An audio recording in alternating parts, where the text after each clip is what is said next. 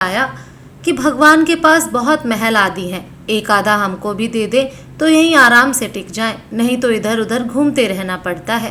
भगवान के द्वारिका में बहुत महल थे। नारद जी ने भगवान से कहा, भगवान आपके बहुत महल हैं, एक हमको दो तो हम भी आराम से रहें। आपके यहाँ खाने पीने का इंतजाम अच्छा है। भगवान ने सोचा कि यह मेरा भक्त है, विरक्त सन्यासी है, अगर यह कहीं राजसी ठाट में रहने लगा तो थोड़े दिन में ही इसकी सारी विरक्ति भक्ति निकल जाएगी।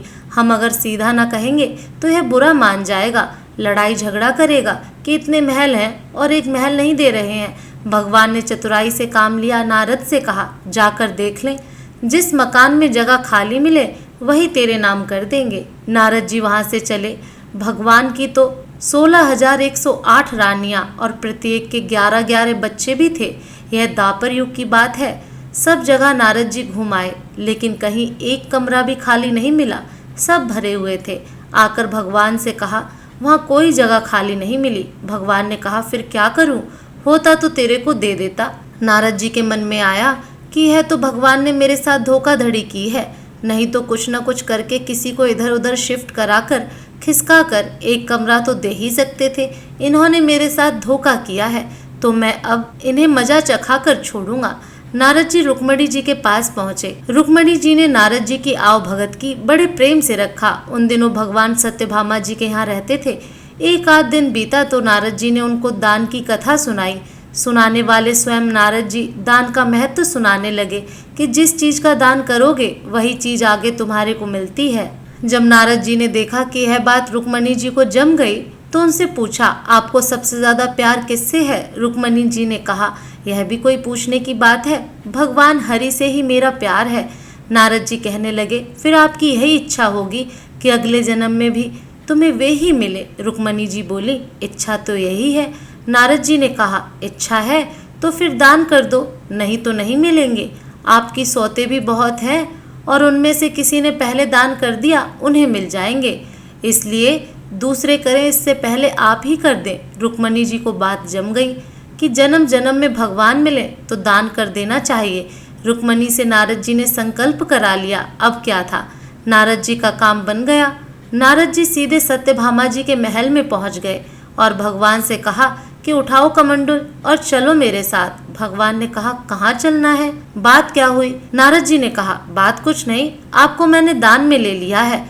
आपने एक कोठरी भी नहीं दी तो मैंने अब आपको भी बाबा बनाकर पेड़ के नीचे सुलाऊंगा। सारी बात कह सुनाई। भगवान ने कहा, रुक्मणी ने दान कर दिया है तो ठीक है, वह पटरानी है, उससे मिल तो आए। भगवान ने अपने सारे गहने गांठे रेशम के कपड़े सब खोलकर सत्यभामा जी को दे दिए और बलकल वस्त्र पहनकर भस्मी लगाकर और कमुंडल लेकर वहां से चल दिए। उन्हें देखते ही रुक्मणी के होश उड़ गए।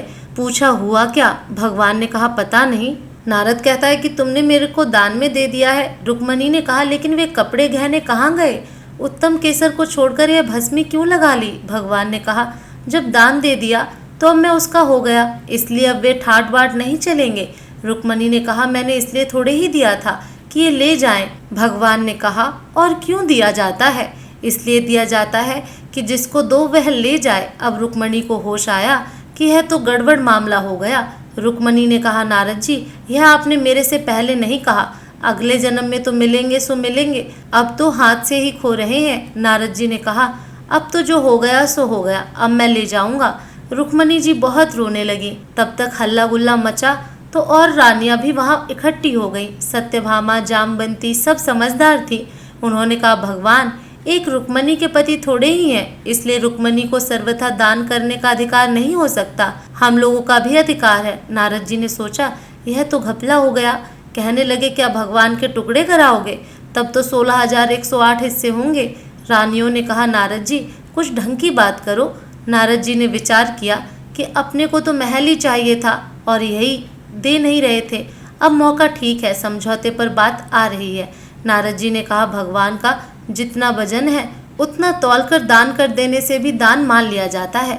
तुला दान से देह का दान माना जाता है, इसलिए भगवान के एवज का सोना हीरा पन्ना दे दो। इस पर सब रानियां राजी हो गईं। बाकी तो सब राजी हो गए, लेकिन भगवान ने सोचा कि यह फिर मोह में पड़ रहा है, इसका महल का शौक नहीं गया। भगवान ने कहा, तुला दान कर देना चाहिए, यह बात तो ठीक है।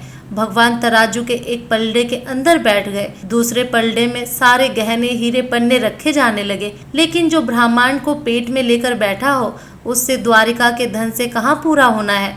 सारा का सारा धन दूसरे पलड़े पर रख दिया, लेकिन जिस पलड़े पर भगवान बैठे थे वह वैसे का वैसा नीचे लगा रहा, ऊपर नहीं हुआ। नारद जी ने कहा, देख लो, तुला तो बराबर हो ही नहीं रहा। अब मैं भगवान को ले जाऊंगा। सब कहने लगे, अरे कोई उपाय बताओ। नारद जी ने कहा, कोई उपाय नहीं है। अन्य सब लोगों ने भी अपने अपने हीरे पन्ने लाकर डाल दिए, लेकिन उनसे क्या होना था, वे तो त्रिलोकी का भार लेकर बैठे थे। नारद जी ने सोचा, अपने को अच्छा चेला मिल गया, बढ़िया काम हो गया। उधर सभी रानियां चीख रही थीं। नारद जी प्रसन्नता के मारे इधर उधर टहलने लगे। भगवान ने धीरे से रुक्मणी को बुलाया। रुक्मणी ने कहा, कुछ तो ढंग निकालिए, आप इतना भार लेकर बैठ गए, हम लोगों का क्या हाल होगा। भगवान ने कहा, ये सब हीरे पन्ने निकाल लो, नहीं तो नारद जी मान नहीं रहे हैं। यह सब निकालकर तुलसी का एक पत्ता और सोने का एक छोटा सा टुकड़ा रख दो, तो तुम लोगों का काम हो जाएगा। रुक्मणी ने सबसे कहा कि यह नहीं हो रहा है, तो सब सामान हटाओ। सारा सामान हटा दिया गया और एक छोटे से सोने के पात्र पर तुलसी का पत्ता रखा गया, तो भगवान के वजन के बराबर हो गया। सबने नारद जी से कहा, ले जाओ तुलादान। नारद जी ने खूब हिला डुला कर देखा कि कहीं कोई डंडी तो नहीं मार रहा है। नारद जी ने कहा, इन्होंने फिर धोखा दिया, फिर जहाँ के तहाँ ये लेकर क्या करूँगा। उन्होंने कहा, भगवान, यह आप अच्छा नहीं कर रहे हैं, केवल रानियों की बात सुनते हैं, कभी मेरी तरफ भी देखो। भगवान ने कहा, नारद, आपकी तरफ ही देखता हूँ। आप सारे संसार के स्वरूप को समझकर फिर मोह के रास्ते जाना चाहते हैं, तो मैं आपको गलत राह पर कैसे जाने दे सकता हूँ। तब नारद जी समझ लिया कि भगवान ने जो किया सो ठीक किया। नारद जी ने कहा, एक बात मेरी मान लो, आपने मुझे तरह तरह के नाच अनादिकाल से नचाए और मैंने भी तरह तरह के खेल आपको दिखाए, कभी मनुष्य, कभी गाय इत्यादि, कभी इंद्र वरुण आदि। संसार में कोई ऐसा स्वरूप नहीं जो 84 के चक्कर में किसी न किसी समय में हर प्राणी ने नहीं भोग लिया। अनादिकाल से यह चक्कर चल रहा है। सब तरह के आपको खेल दिखाया, आप मेरे को ले जाते रहे और मैं खेल करता रहा। अगर आपको मेरा कोई खेल पसंद आ गया हो तो आप राजा की जगह पर हैं और मैं ब्राह्मण हूँ, तो मेरे कुछ इनाम देना चाहिए। वह इनाम यही चाहता हूँ कि मेरे शौक मोह की भावना निवृत्त होकर मैं आपके परम धाम में पहुँच जाऊँ। और यदि कहो कि तूने जितने खेल किए सब बेकार हैं, तो भी आप राजा हैं।